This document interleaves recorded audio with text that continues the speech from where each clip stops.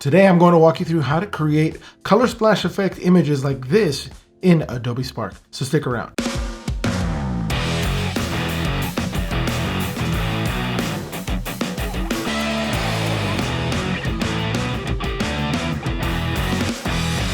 What's happening, everybody? Claudio here, and welcome to my channel where I share tips, tools, and tricks to help you share your story. First of all, I want to apologize for this hoarse voice that I have. I attended a ball game the other night, watched a no-hitter for the first time in Padres history. It's kind of why I wear this hat here, as a nod to my favorite home team. So apologies in advance, and I hope that I can get through this video. Speaking of this video, we're here talking about color splash effect using Adobe Spark Post. We're going to create images like these right here using Adobe Spark. So we're going to go ahead and jump right in. So we're going to go ahead and start by creating a custom size graphic. Doesn't matter which size, we could always change it later. And we're going to look for an image of a car. Now, before I continue, I want to thank a.marie.digital. Marie is on Instagram. She shares a lot of ideas using Photoshop and other tools to create graphics. So thank you, Marie, for the inspiration to create this video. So in order for this effect to work in Adobe Spark Post, you want to find an image that has great contrast, like bright forefront and a kind of a darker background, or a sharper forefront and more blurry background. So I'll kind of show you what I mean here. I'm going to be choosing this image here. This is an old school car, but notice how it's red and then the rest of it's kind of a green background. So it's very contrasty. So this image will work out nicely. I'm going to go ahead and close that out.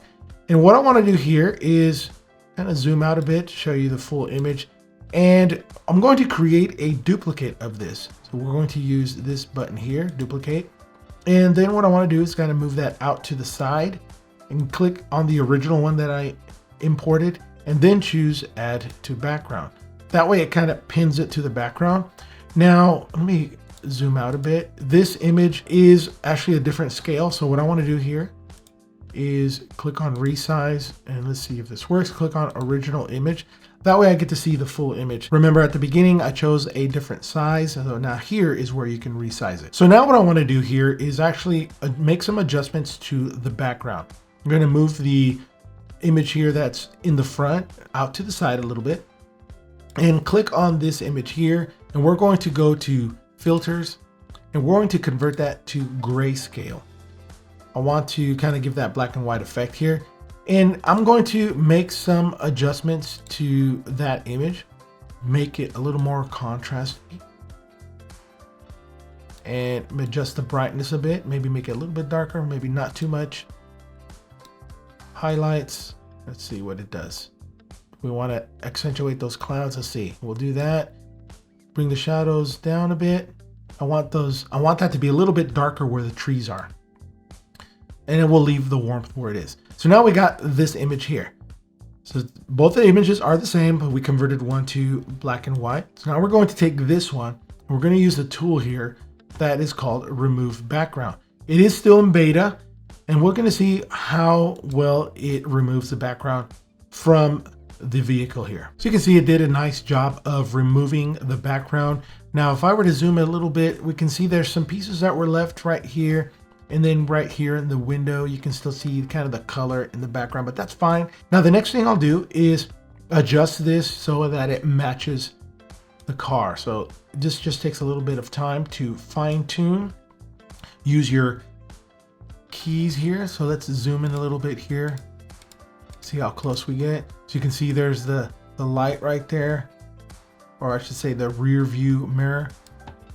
And just a fine tune adjustment here. So this may take a little bit of time to fine tune, but I've got it close to pretty much where it should be. And let's go ahead and zoom back out here so we can see the full image. Let's slide it over here. The next thing I want to do is make some adjustments to the car there, because it looks a little bit yellowish. So what I'm going to do is jump here to enhancements and make some adjustments to the contrast. Maybe the brightness, bring it down a little bit, bring the saturation down or up a bit.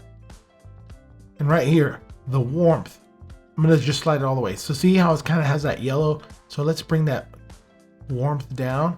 So I want to make that bumper look a little bit more silver. There we go. Nice. Now we can still see some of that green behind the window there.